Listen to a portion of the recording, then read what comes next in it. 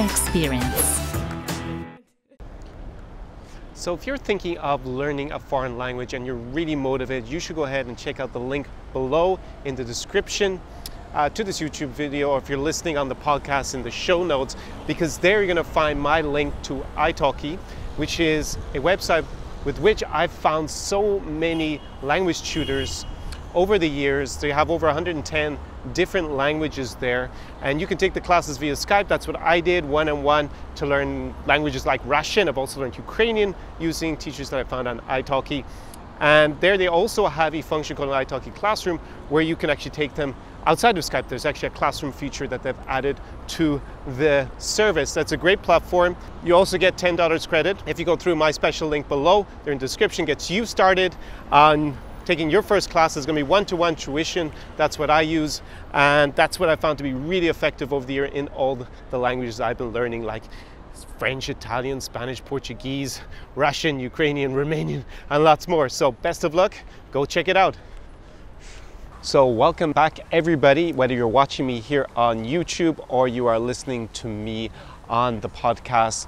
I'm Connor Klein. This is the Zara Experience Video Podcast, and in this episode we're going to be going into my travel story here in the east of Europe, the real raw east of Europe. Greetings, Всем привет из Одессы.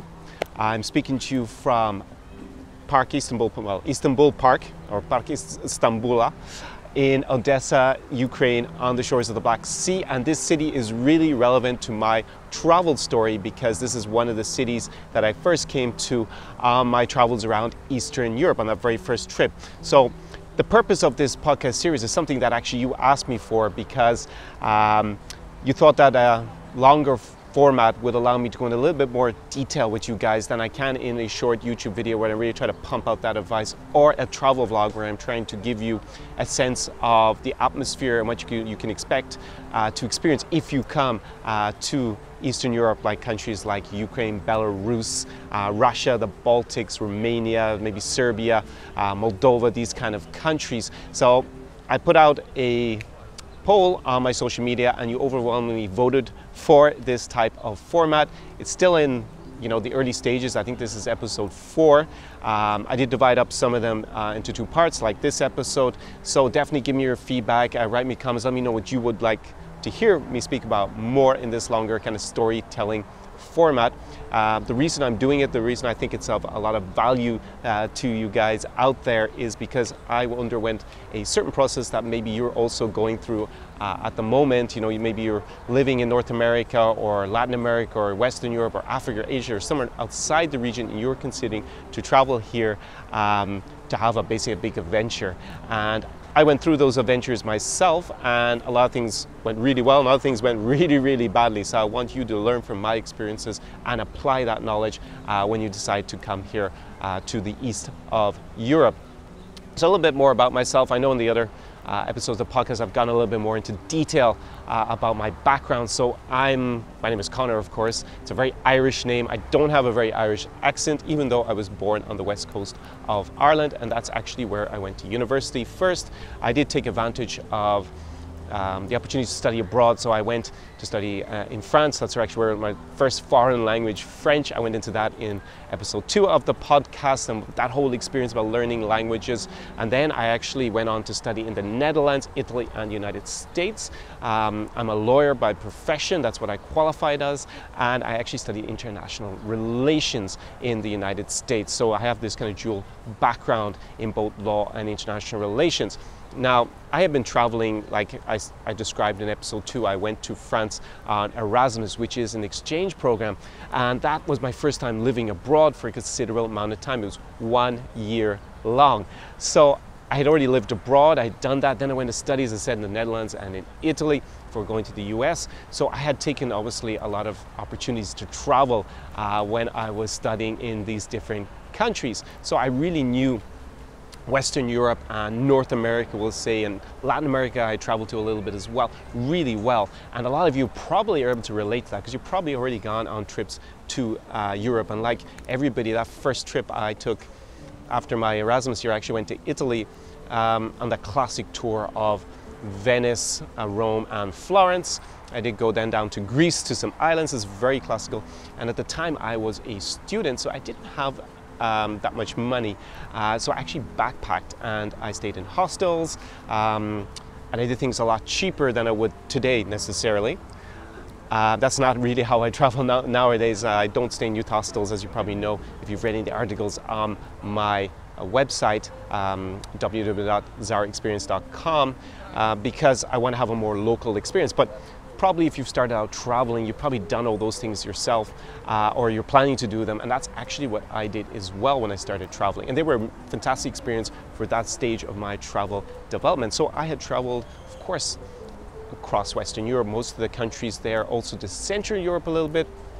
So I went to Prague for the first time. Of course, this is a huge destination for a lot of you to travel to today, a beautiful city. And it was pretty easy to travel those countries because in general, a lot of people spoke English. I did very touristic things. So I went I was staying in the youth hostel a lot of times, so people spoke English there. And I did speak some of the Western European languages a little bit anyways at that point, so I was able to use them when I got stuck. So it was relatively a comfortable travel experience. Now, obviously Eastern Europe is a completely different kettle of fish.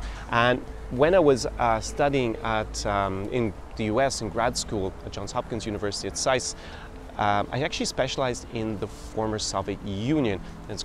They had renamed it the New Eurasia at the time. So I was studying a lot about the politics and the history of the former Soviet Union. I was really interested in it. I actually took a semester of Russian.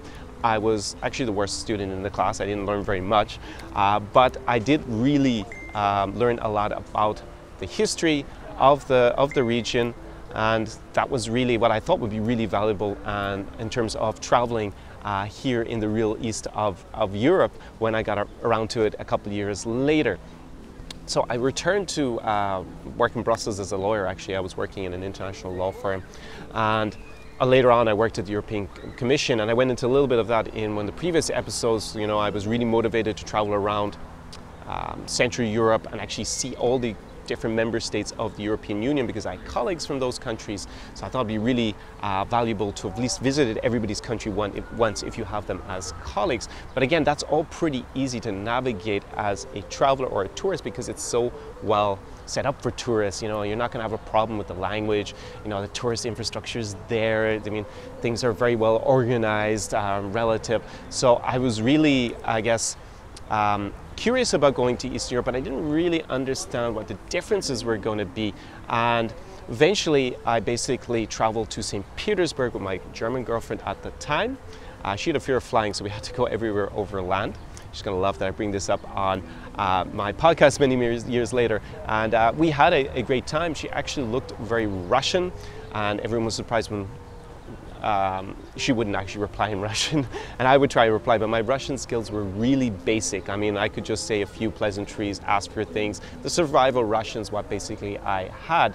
Now, we had planned to go to Crimea together in Ukraine the following year. At the time, that was obviously had not been annexed by Russia.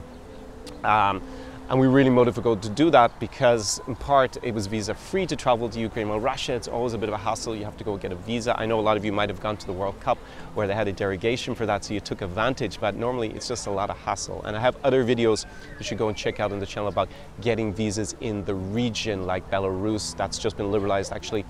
This week when I'm filming, it's actually going to be 30 days visa-free now. After I complained again. It seems like every time I make a video about going to Belarus and complain about visas and stuff, President Lukashenko then changes the law like the next week. It's not the first time he's done it. So I wonder, am I really having influence on the president or someone in his office? I don't know. Well, that would be great. I'm able to help you make life simpler for everybody if I moan here on my YouTube channel. So we were going to go back there, and I was really excited. Of course, I travel as a couple, so again, it's a little bit less, I guess, lonely because you're obviously with someone all the time. Unfortunately, we actually broke up before going on this trip to Crimea. So we're going to take a train all the way through Poland, down through Ukraine, and then go to Crimea. Obviously, that's a big peninsula in the Black Sea, and then travel up here to Odessa, Ukraine, and then onwards to other destinations that we were really interested in traveling 2022. Now, we broke up and I didn't really have a plan, so I said, yeah, I might as well still go to Ukraine, still go to Crimea, because that's just like what I had been planning to do anyway. So I was going to do a solo trip. Now, I had done solo trips before, and many of you probably have. My preference is always to travel with a really good friend who I'll enjoy traveling with. I don't feel like I want a travel buddy necessarily. I really don't like that concept. If I'm not going to hang around with the person and appreciate their time in general, I don't really want to be stuck on a trip with them for several weeks for sure. So that's not my style. So I wasn't really worried about traveling on my own. I'd done it many times before. I had no problem meeting people on the way. So then I arrived in eastern Poland to do this trip, and I was going to go all the way for 3 weeks through Ukraine. I was going to be able to fly this time because I wasn't with my ex-girlfriend, and then on into Moldova, through the Balkans basically was my another area of interest for me. So I was really excited. I was going there. I'd actually thought, okay, I speak a little bit of Russian. It's going to be great. And I remember actually the first day arriving in Lviv, and it was complete culture shock.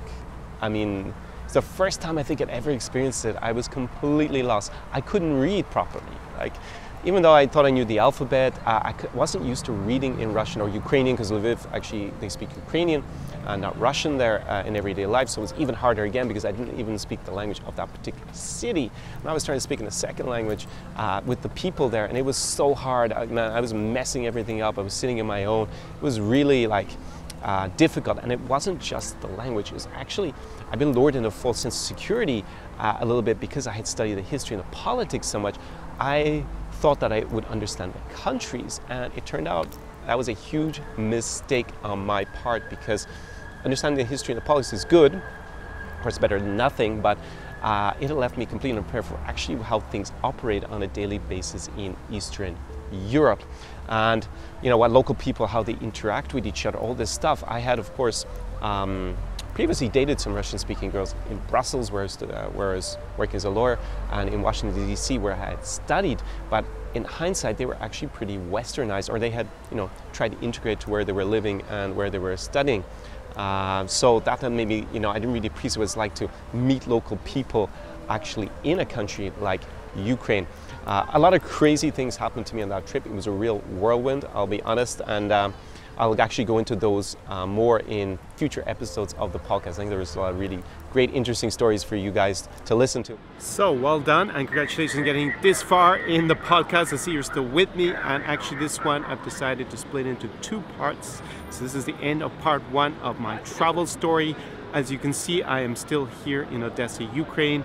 It's late evening, getting close to sunset here. So before you go, if you're not subscribed to the channel, then go ahead and just press that red subscribe button and whack the notification bell beside it so that you get notified whenever I have a new video uploaded here on YouTube. And if you're listening on the podcast, then make sure you're subscribed to that as well, and give it a big thumbs up if you've been enjoying it so far. Always great when you help the channel out. And yeah, next week I'm back, and you can watch the second half of this podcast episode where I outline my travel story and what brought me to this city in particular. So looking forward to seeing all your smiling faces, or all your attentive ears if you're listening to this on the podcast on SoundCloud or on YouTube or on iTunes. So see you next week.